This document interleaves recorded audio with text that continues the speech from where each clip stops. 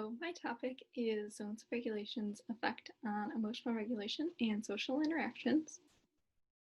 Emotional regulation, also known as ER, accounts for how and why emotions call forth a psychological response, and some of the characteristics of ER revolve around pure rejection versus pure acceptance.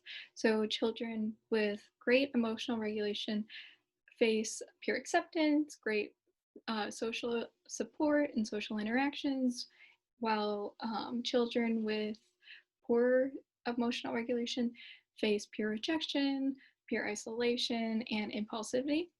And there are some influences that impact emotional regulation, where parenting style is one, and parents that have warm and supportive traits tend to have children that have greater emotional regulation compared to parents that are negative and hostile have children with poor emotional regulation.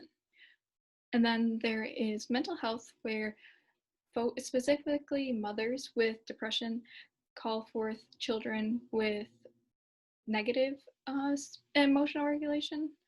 And then there's also cultural impact, where if children are brought into a school where their culture is accepted and encouraged, it calls forth greater emotional regulation. And then there are some interventions with cognitive behavioral therapy, which is also known as CBT. And with this help, it calls forth greater emotional regulation abilities.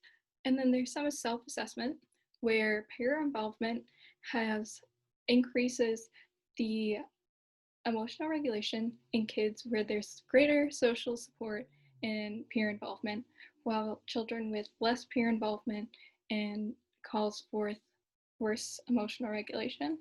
And then there's zones of regulation, which is demonstrated on the right-hand side with 4 zones, and each correlates with a color. And so red zone is on the lower end and green zone is at the top. Okay, so the participant in the study was a 7-year-old female who was selected when aggressive behaviors were observed, such as verbal and physical aggression. And this took place in a loosely structured after-school program in the Midwest, and it was a single subject A/B research design. And so the dependent variable was interactions. So it was positive interactions and negative interactions with the peer and teachers. And then the independent variable were the zones of regulations, tools, and strategies. So the size of the problem demonstrated on the lower right hand is for the participant was supposed to be for little to big. And then the self-monitoring also was an independent variable where the participant would take a walk to calm down. And the predicted results are demonstrated in figure 1 and figure 2. So figure 1 demonstrates the frequency of negative interactions over the predicted 5-day baseline and 10-day intervention, with a few overlapping points, but overall negative interaction decreased, while for figure 2, it shows the frequency of the positive interactions, where positive interactions increased after the intervention was implemented. So the predicted to support the hypothesis, which means an increase in positive and a decrease in negative social interactions occurred after zones of regulation was introduced. And so some of the limitations involved the fact that the participant had already had a full day of classes, so that was a limitation. And due to COVID, the study was unable to fully take place.